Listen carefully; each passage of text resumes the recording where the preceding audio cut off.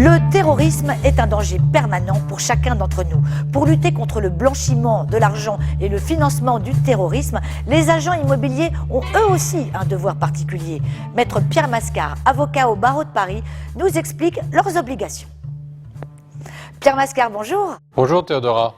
Alors dites-nous, pourquoi les agents immobiliers ont-ils un rôle à jouer dans la lutte contre le terrorisme ? Parce que le secteur de l'immobilier est particulièrement sensible au blanchiment d'argent et au financement du terrorisme. En effet, l'immobilier est un secteur où les investissements sont très élevés, où la valeur des biens peut être surévaluée, sous-évaluée, ce qui permet d'injecter dans l'économie légale des fonds d'origine illicite. Pouvez-vous nous donner un exemple ? Par exemple, dans l'hypothèse d'une personne physique ou d'une personne morale qui veut acheter plusieurs biens immobiliers dans un temps plutôt limité.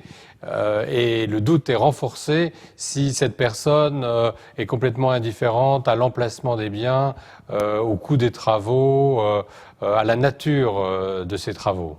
Quelles sont alors les obligations de l'agent immobilier dans une telle hypothèse ?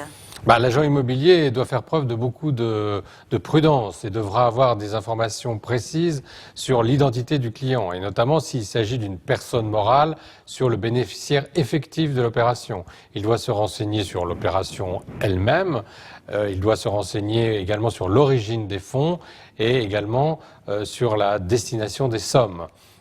Si le soupçon est confirmé, il doit faire une déclaration à Tracfin. C'est une obligation du Code monétaire et financier. Et l'agent immobilier a-t-il les mêmes obligations si un notaire ou un avocat intervient ? Oui, il a les mêmes obligations. Ce n'est pas parce qu'une banque, un notaire, un avocat interviennent à l'opération qu'il est dispensé de ses obligations. Ce n'est pas parce qu'il ne rédige pas la promesse de vente qu'il est dispensé de ses obligations et de celle de faire sa déclaration de soupçon s'il l'estime nécessaire. Et l'agent immobilier peut-il être sanctionné ? Alors oui, il peut être sanctionné. Il existe depuis 2014 une commission nationale des sanctions qui vérifie si les agents immobiliers remplissent leurs obligations dans le domaine du blanchiment d'argent et de lutte contre le terrorisme. Alors, quels conseils pourriez-vous donner aux agents immobiliers ?